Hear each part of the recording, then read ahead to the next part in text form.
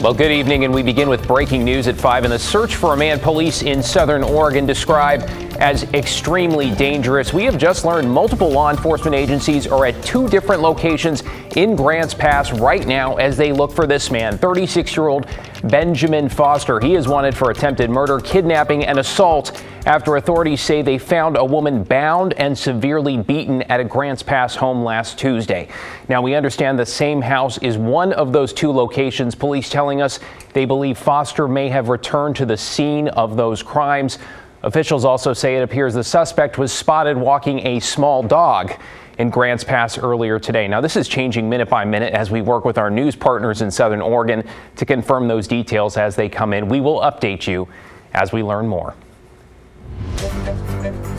Let's get to new fallout tonight from the deadly police beating of Tyree Nichols. A total of 7 Memphis police officers have now been relieved of duty, and 5 of those face murder charges. On top of that, 3 Memphis EMTs have also been fired for their, quote, inaction after responding to the cul-de-sac where Nichols lay injured. Thanks for joining us tonight. I'm David Molko, and tonight on the eve of Nichols' funeral, calls for police reform are once again growing across the country. We want to warn you the video from that evening is difficult to watch, and many viewers may find it disturbing. NBC's Alice Barr with our update. The death of Tyree Nichols after a brutal beating by 5 now fired and charged Memphis police officers, thrusting the nation back into a painful but familiar place of protest and waiting for change. It is a backdrop on which American life plays out. The same is true with gun control after every mass shooting. In a push to break the stalemate, members of the Congressional Black Caucus preparing to meet with President Biden this week to elevate calls for national police reform. Reform is what's required for us to be able to weed out the bad while we still support the good. Republican Senator Tim Scott helped lead bipartisan negotiations over the George Floyd Justice in Policing Act that ultimately broke down in 2021. We should be able to build a coalition around the common ground of, yes, we need more training on de-escalation. Yes, we need more resources and training on the duty to intervene.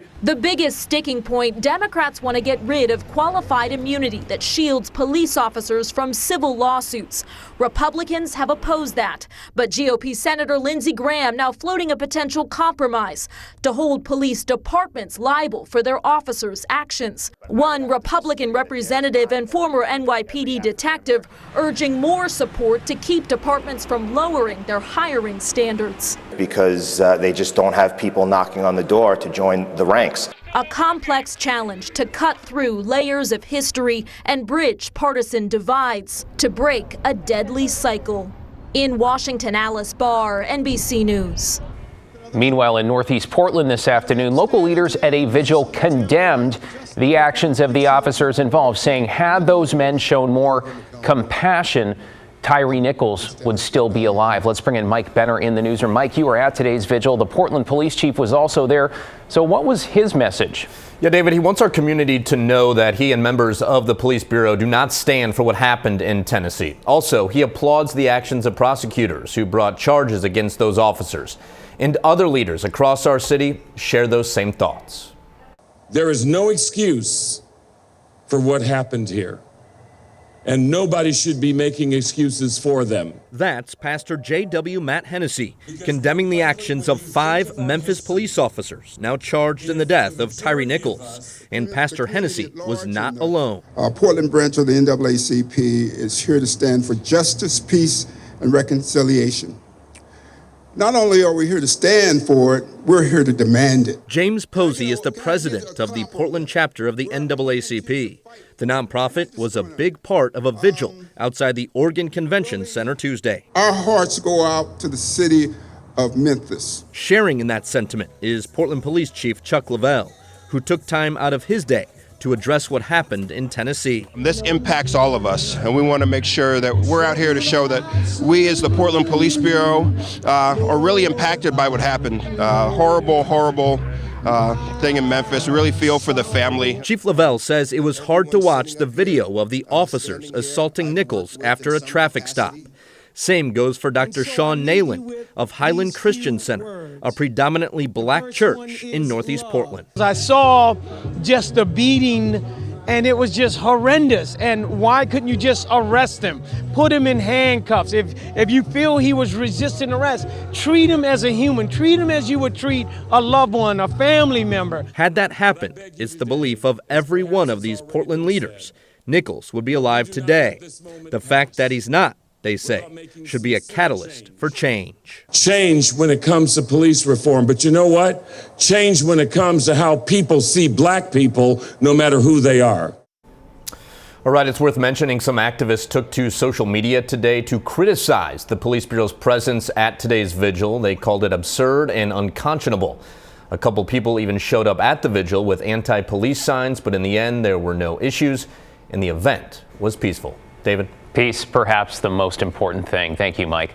Let's take you to Salem now, where Governor Tina Kotek unveiled her proposed budget for the next 2 years. As Blair Best reports, it focuses on 3 key areas, including, not surprisingly, the governor's #1 mission. Oregonians are looking for action, real action that makes a difference in their everyday lives.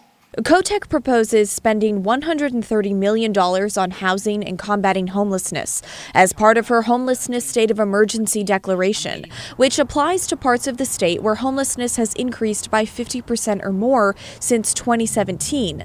She's asking the legislature to quickly take up the following investment package: $23 million for expanding shelters and growing the housing workforce, $54 million to get 1,200 people off the streets, including offering rental assistance, $33 million to prevent evictions, and another $13 million to support homeless people within Oregon tribes, expand sanitation services, and support emergency response. The money allocated for homelessness, is that just for the areas of the state included in the state of emergency? And how do you plan to help those communities that aren't included? That's a great question. Thank you, Blair. So as you know, we've been talking about $130 million. $40 million out of the current biennium, 90 into the next biennium to meet very specific goals around unsheltered homelessness in those priority areas. However, the rest of the budget also expands emergency assistance for the whole state. Kotek also plans to invest in the state's mental health and addiction crisis, in part by increasing workforce wages. My budget proposes doubling the Oregon Health Authority's healthcare provider incentive program, which would bring up to 1,000 new workers from diverse backgrounds into this pipeline. That same attention will go toward education and affordable childcare. These investments can only make the desired impact for our children and students with focused leadership and increased accountability.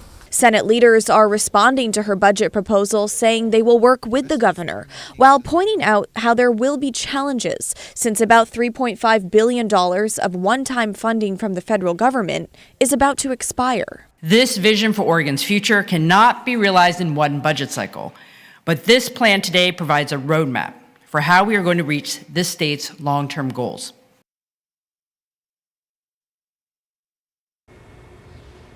That was Blair Best reporting there. And as Blair just mentioned, some of the governor's key recommendations include expanding options when it comes to behavioral health. Experts point to the childhood and teenage years as a critical time when it comes to lifelong well-being, which is exactly what a new institute at the University of Oregon plans to focus on. Investigative reporter Evan Watson is here now. Evan, this is really important work, and as of today, that institute has a new leader.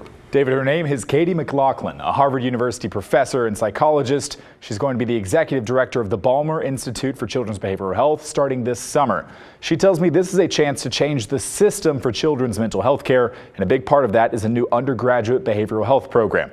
McLaughlin says this program will create a workforce of young professionals that can embed in schools and communities to help care for kids with early signs of mental health concerns. Most programs nationwide require master's degrees or doctorates before people can provide this type of care. McLaughlin says her goal through the University of Oregon is to bring mental health services to families in the Pacific Northwest and then create a template for improving systems nationally. Thinking about changing our child mental health system from one that just focuses on treating the kids who are having the most severe problems to one that is focused on thinking about the mental health and wellness needs of all children, identifying the most effective interventions to deliver early to prevent those problems from getting worse, and to give children the skills that they need to be resilient in the face of stress. The University of Oregon's acting provost called McLaughlin a generational scholar in a university release today.